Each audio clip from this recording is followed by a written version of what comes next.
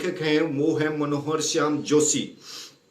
इस पाठ का उद्देश्य क्या है? इस पाठ का उद्देश्य यह है कि जो हमारा जो पीढ़ी अंतराल है, जो जनरेशन है, नई जनरेशन है, उसमें क्या है, जो बच्चे हैं और जो अभिभावक हैं उनके विचारों में क्या है, मतभेद हो गया है। अर्थात उनके विचारों का आपस में तालमेल नहीं होता। ठीक है जी। बच्चे सोचते हैं पेरेंट्स हमारे को गलत कह रहे हैं, और जो अभिभावक हैं, जो पेरेंट्स हैं, वो सोचते हैं कि बच्चे गलत कर रहे हैं। तो इस पाठ के माध्यम से किस प्रकार बच्चों के जो पीढ़ी का अंतराल में, नई जनरेशन में, जो अभिभावकों में, जो बच्चों में क्या है, जो मतभेद हुआ है, जो विचारों में जो अलग हुए हैं, जो जिस प्रकार दोनों के विचार अलग अलग हुए हैं, अर्थात इस पाठ में यह दर्शाया गया है। इस पाठ के माध्यम से यह भी कहा गया है कि जो अभिभावक हैं, अभिभावक को बच्चों के अनुसार थोड़ी बहुत बच्चों की भी माननी चाहिए, और बच्चों को क्या है, अपने अभिभावकों की बात को मानना चाहिए। इसके बाद एक इस पाठ में आया है इम्पाहु संप्रापर, अर्थात इसका मतलब क्या है कि जो जब भी गलत होता है तो इसमें क्या है, जो यशोधर बाबू हैं इस शब्द का प्रयोग करते हैं।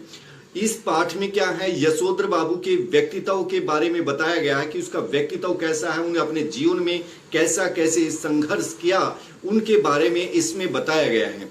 और इसके साथ साथ इसमें यह भी बताया गया जो किशनदा है, किशनदा को जो यशोधर बाबू हैं अपना आदर्श मानते हैं। जब वो क्या है, पहाड़ों से क्या है, पहाड़ी इलाके से क्या है, जब दिल्ली आए थे तो उसने क्या है, किशनदा के घर में शरण ली थी, और वो नौकरी के लिए आए थे। उसके पास बहुत सारे पहले भी बच्चे रहते थे।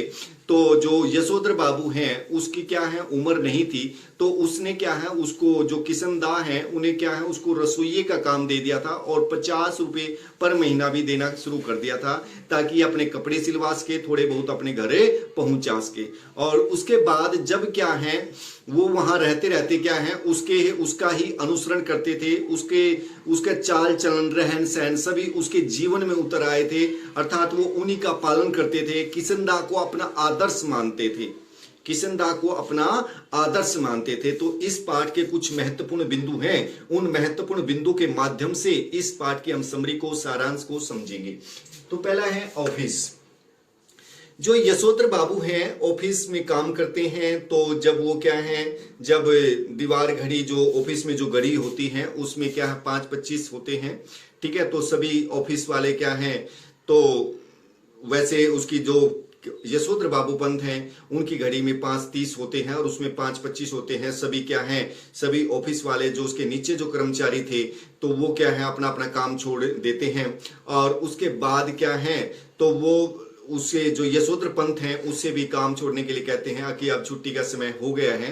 तो यशोधर बाबू की एक आदत थी, जब भी वो काम होता, छुट्टी समाप्त होती थी, छुट्टी होती थी, तो वो सभी की थकावट दूर करने के लिए कुछ न कुछ मजाक जरूर किया करते थे। वो उनसे कहते कि ये जो घड़ी है, ये ऑफिस की जो घड़ी है, ये आपकी तरह क्या सुस्ता गई है, आपकी तरह सुस्ता गई है। फिर उसपे घड़ी पे कटाक्ष होता है। ठीक है। कुछ जो निचले जो कर्मचारी उसके साथ थोड़ी बदतमीजी भी करते हैं। तो जब वो बदतमीजी करते हैं तो उसे क्या है, किशनदा की याद आ जाती है कि वो किस प्रकार से किशनदा का पूरा मान सम्मान करते थे, वो उसके नीचे नौकरी करते थे, वो उनको अपना आदर्श मानते थे। लेकिन जो आज की जो नई जनरेशन है वो किस प्रकार से अपने संस्कारों को भूल गई है। इसके बाद फिर वो क्या है, बातों बातों में उसको फिर याद आ जाता है और ये पूछता है कि ये घड़ी, वो कहता है ये मुझे शादी में मिली थी। फिर बाद में पूछते हैं कि आपकी शादी कब हुई थी, वो बताता है कि 6 फरवरी 1947 को हुई। तो उनमें से एक कर्मचारी ने अंदाजा लगा लिया, क्योंकि संयोगवश उस दिन 6 फरवरी ही थी। ठीक है जी। तो उसने कहा कि आज तो आपके जो शादी की 25वीं सालगिरह है, इसके लिए आप पार्टी कीजिए। तो वो 10-10 के 3 नोट निकाल के दे देता है उनको चाय पानी के लिए, लेकिन वो स्वयं वहां नहीं रुकता और वहां से चला जाता है।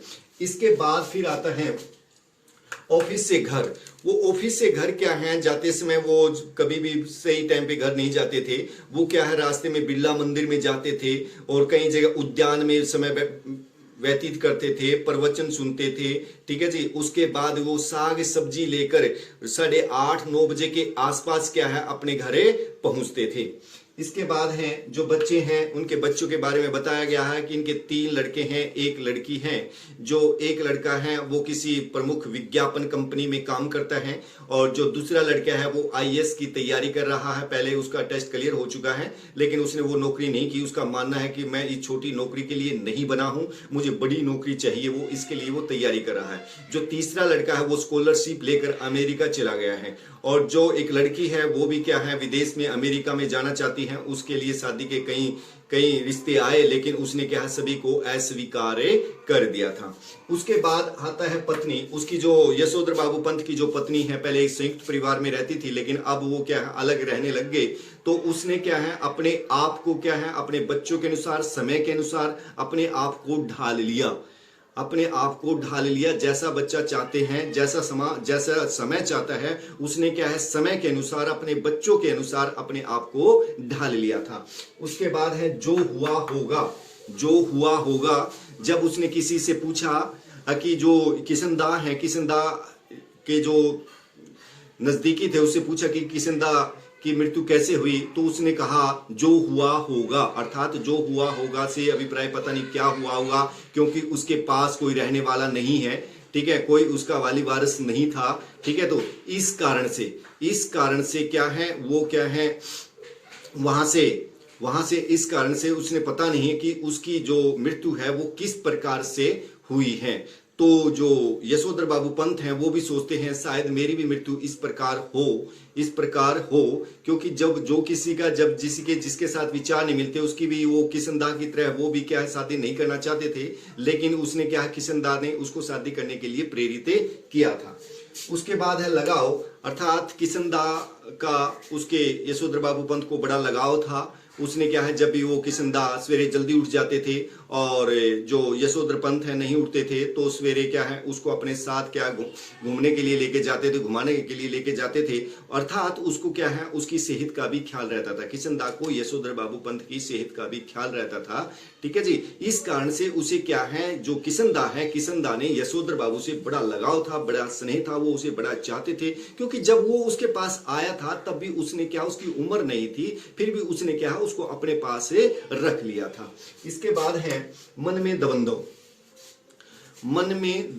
अर्थात क्या है जब उसका जो बड़ा लड़का है जो प्रमुख विज्ञापन कंपनी में काम करता है वो 1500 रुपये पर मंथ कमाता है। तो जो यशोधर पंत कहते हैं कि मैं रिटायरमेंट के नजदीक पहुंच चुका हूं लेकिन मेरी आज तक इतनी सैलरी नहीं हुई है। तो वो एक बार क्या होता है कि जब वो फ्रीज लेके आता है तो वो कहता है कि ये फ्रीज है, तो वो कहता है कि अब बासी खाना खाने को मिलेगा, ठीक है। तो इसके बाद वो क्या है फिर उसमें को ठंडा पानी पीते हैं तो वो कहता है ये तो वैसे ठीक भी है, ठीक है, लेकिन उसके मन में दबंधव रहता है कि ये ठीक है या गलत है। उसके बाद फिर वो लेके आता है, ठीक है जी, फिर और कुछ चीजें लेके आता है। तो उस प्रकार उनके विचार तालमेल नहीं करते, उसके मन में दबंधव रहता है, वो उनको ठीक भी मानता है और गलत भी मानता है। इसके बाद है अनजान घर।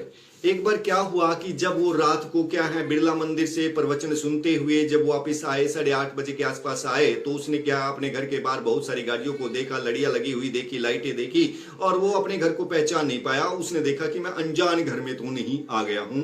तो इसके बाद वो क्या है तो वो फिर अपने बड़े लड़के को देखता है कि बड़ा लड़का किसी को छोड़ने के लिए जा रहा है। तो वो बड़े लड़के को देखता है तो वो उस घर में अपने घर में पहचान लेता है उसको और फिर वहां पर पहुंच जाता है। फिर सभी उसको क्या है जो सालगिरह की बधाइयां देते हैं लेकिन वो क्या है चुपके से अंदर चला जाता है।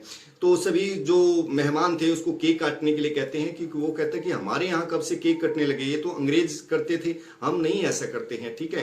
तो वो क्या है पूजा पाठ के लिए चला जाता है और पूजा पाठ करते समय वो क्या है किशनदा की यादों में खो जाता है कि किशनदा किस प्रकार से अपना जीवन व्यतीत करते थे।